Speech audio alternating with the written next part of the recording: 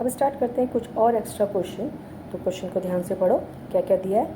सबसे पहले दिया है द साइड BC, देखो ये BC साइड है, इसे प्रोड्यूस किया गया कहाँ तक, D तक। जब कहते हैं AB को प्रोड्यूस किया गया तो ये A है और यहाँ तक B है, तो यानी प्रोड्यूस किया गया यानी आगे बढ़ाया गया। प्रोड्यूस किया गया मतलब क्या होता है, आगे बढ़ाया गया। तो ऐसे ही इस बार उसने क्या कहा कि BC को प्रोड्यूस किया गया, तो हमने BC प्रोड्यूस कर दी, तो यहाँ तक प्रोड्यूस हो गई BC। और कहाँ तक कहा है, 2 पॉइंट D तक, तो 2 पॉइंट D लिख दिया। फिर कहा है बाइसेक्टर ऑफ एंगल BAC। अब बाइसेक्टर क्या होता है वो सुनो। जब एंगल का बाइसेक्टर होता है तो ऐसे ये एंगल को 2 पार्ट्स में बांट रहा है, यानी दोनों एंगल इक्वल हैं, तो ये भी A मान सकते हैं और ये भी क्या मान सकते हैं, A। तो उसे कहीं लिखना नहीं होता, उसने कहा है बाइसेक्टर है, तो यानी कि ये दोनों A हो सकते हैं। तो उसने ये भी कहा कि the bisector of BAC intersect the side BC, जो इसका बाइसेक्टर आ रहा है BC को E पर कट करता है। तो देख लिया हमने, तो ये तो हमें समझ में आ गई डायग्राम।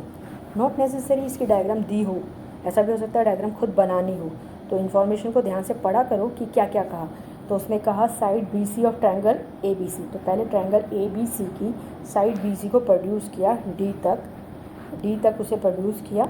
फिर उसके बाद द बाइसेक्टर ऑफ BAC, यानी BAC का बाइसेक्टर सामने वाले BC को E पर कट करता है। तो डायग्राम खुद भी बन सकती थी, तो इसकी डायग्राम बन गई। अब डायग्राम बनने के बाद देखते हैं प्रूफ करने को क्या कहता है। कहते हैं कि ABC और ACD, ABC जिसको बीच में है वो पढ़ेंगे, तो यानी कि ABC में ये B एंगल और ACD में ACD यानी ये बाहर वाला एंगल ACD, ये प्लस करके 2AEC के बराबर है, 2AEC के यानी कि AEC यानी इसके बराबर है। तो ये हमें प्रूफ करना है। तो स्टार्ट करते हैं। सबसे पहले हमें क्या क्या चाहिए और क्या क्या दिया हुआ है उस पर ध्यान रखते हैं। तो हमें दिया हुआ है, गिवन है कि एंगल BAE इक्वल है CAE, यहाँ इक्वली A है, ये भी लिख लो क्योंकि हमने नाम दे दिया कि दोनों बराबर है, दोनों का नाम AA है, तो ये भी कर दिया। फिर उसके बाद ये प्रूफ करना है।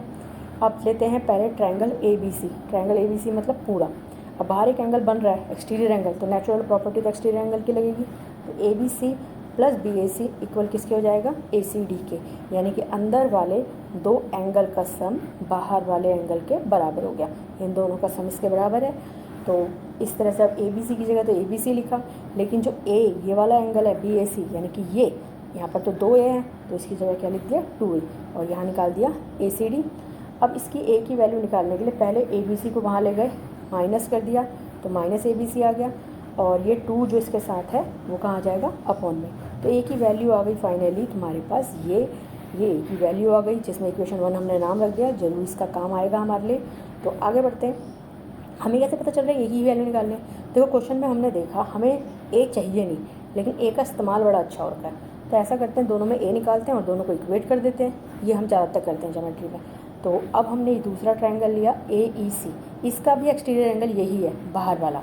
तो हमने क्या किया, AEC एक एंगल ये वाला, एक एंगल ये, दोनों को प्लस करके बाहर वाले एंगल के बराबर हो गया। AEC प्लस में A इक्वल में क्या, ACD। यहाँ से भी A की वैल्यू निकाल दी, तो ACD माइनस में AEC, प्रॉपर्टी वही एक्सटीरियर एंगल प्रॉपर्टी। अब इक्वेशन 1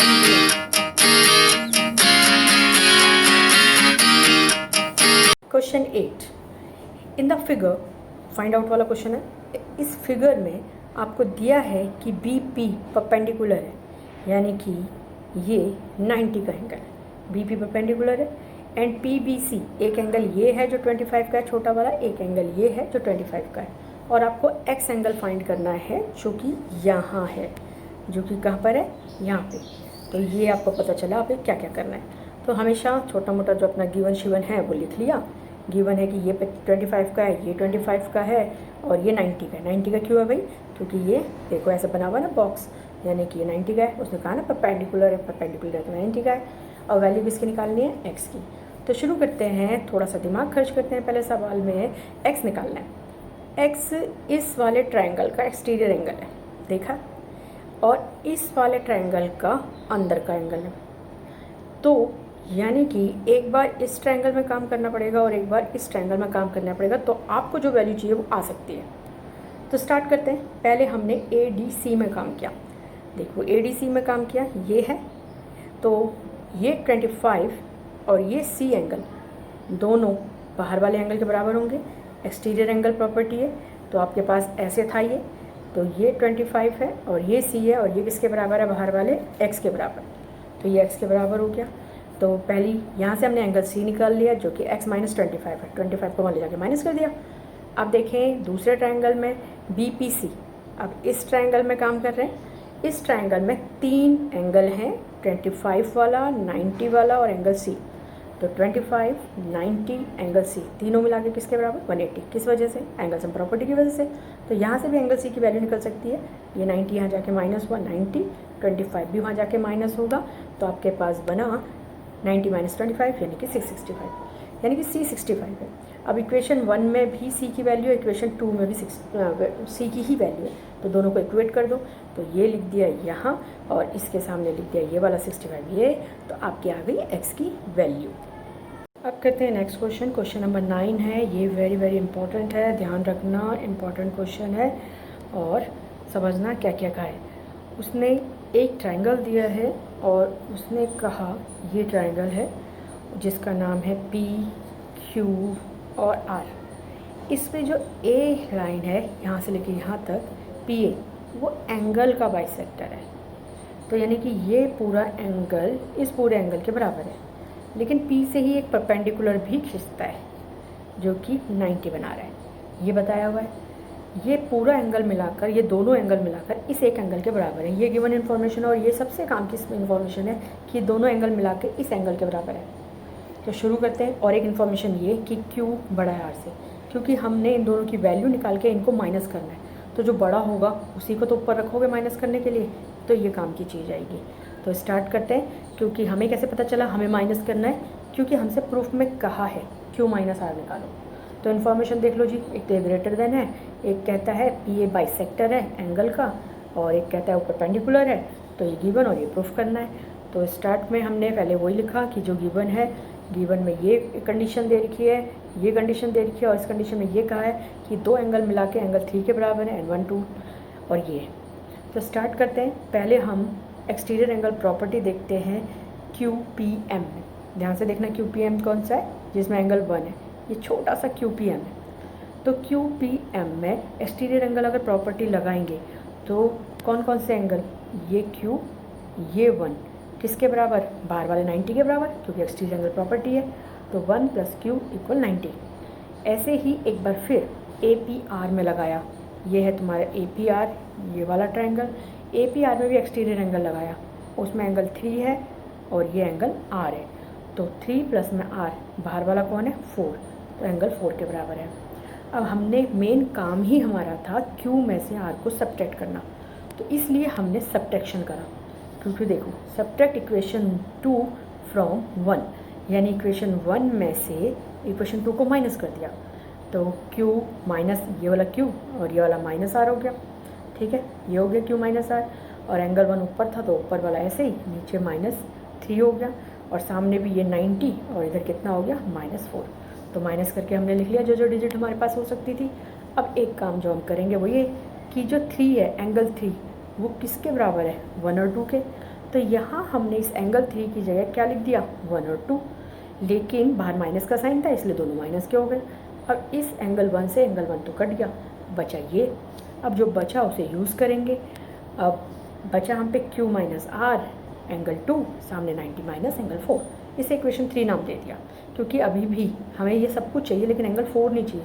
तो चलो एंगल 4 की वैल्यू निकाल के इसमें डाल देते हैं। अब इस छोटा 3 ट्रायंगल थे, 2 ट्रायंगल हमने यूज़ कर लिए, एक बार इसे यूज़ किया, एक बार इसे, अब इसे यूज़ करेंगे बीच वाले को। तो ये आ गया ट्रायंगल APM। ट्रायंगल APM में 3 एंगल बन रहे हैं, एक 2, एक 90 और एक 4। तो यहाँ से एंगल 4 की वैल्यू निकाल दी, तो 180 में से 90 माइनस हुआ तो 90 बचा, और ये एंगल 2 वहाँ जाके माइनस हो गया। फिर हमने लिखा वैल्यू पुट कर दो एंगल 4 की, किस में, इस इक्वेशन में जो कि एंगल 3 है। तो एंगल 4 की वैल्यू इक्वेशन 3 में डाल दी। तो पहले था इसमें डाली है तो Q माइनस R तो एज इट इज़ लिखा, माइनस एंगल 2 वो भी लिखा, 90 पहले से था वो भी लिखा, और फिर 4 की वैल्यू डाल दी जो कि 90 माइनस एंगल 2 थी। मगर बाहर माइनस का साइन होने की वजह से साइन बदल गए, ये माइनस का 90 हो गया और ये प्लस का एंगल 2 हो गया। फिर दोबारा 90 और 90 तो कट गए, और ये वाला एंगल 2 यहाँ आके इससे प्लस हो गया, तो 2 एंगल 2 बन गया।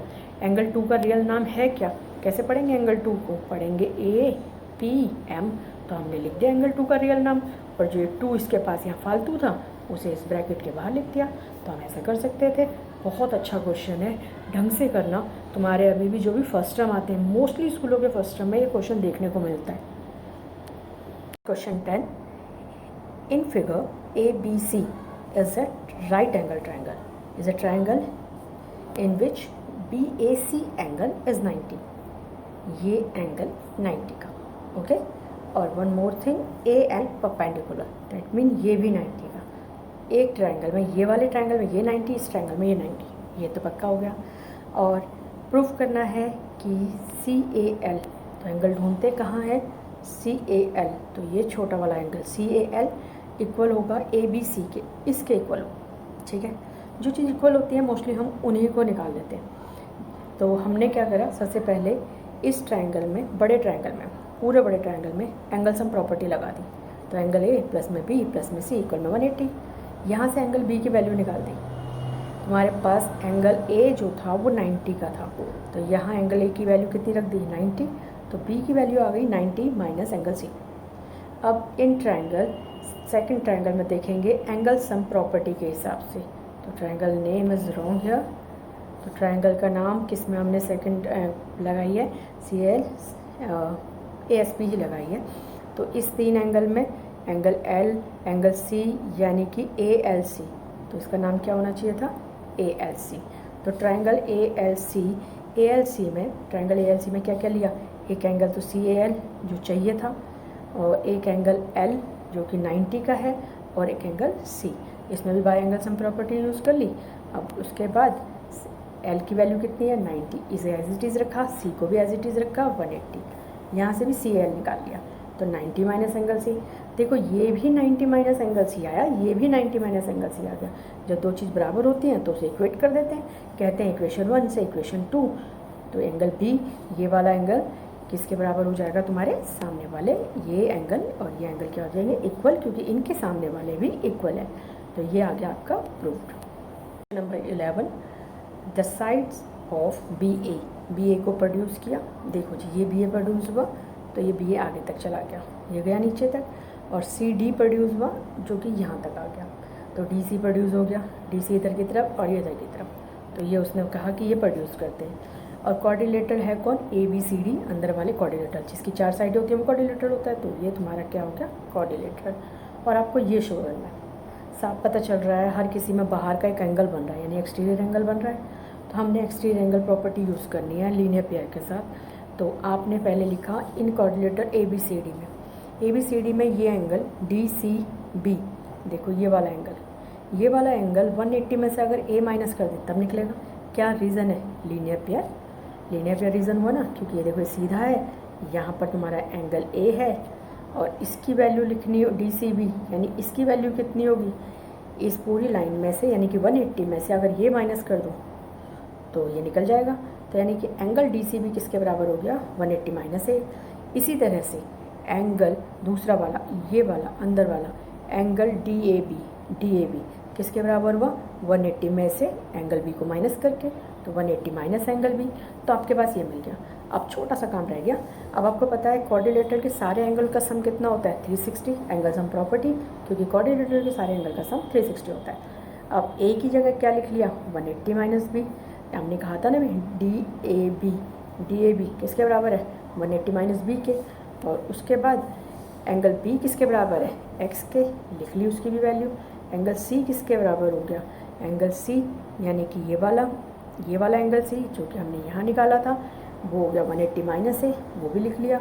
और एंगल D हो गया तुम्हारा Y के बराबर, तो उसको भी लिख दिया। तो ये हमने फाइनली जो हमारे पास वैल्यूज़ थी वो लिख दी। अब इसे सॉल्व कर दो। अब हमने क्या करा कि 180 और 180 दोनों प्लस करके वहाँ ले गए, तो वो माइनस का हो गया, तो दोनों क्या हो गए, कैंसिल। ये माइनस का B है, ये माइनस का A, वहाँ जाके किसके हो गए, प्लस के। यही तो चाहिए था, तो हो गया। छोटा सा था। जब भी इस तरह के छोटे सवाल फिर भी सही होते हैं, जबकि जब 10th क्वेश्चन जो तुमने किया था या 9th क्वेश्चन किया था उसमें प्रूफ होता है, तो वो थोड़े टफ ही कंसीडर किए जाते हैं।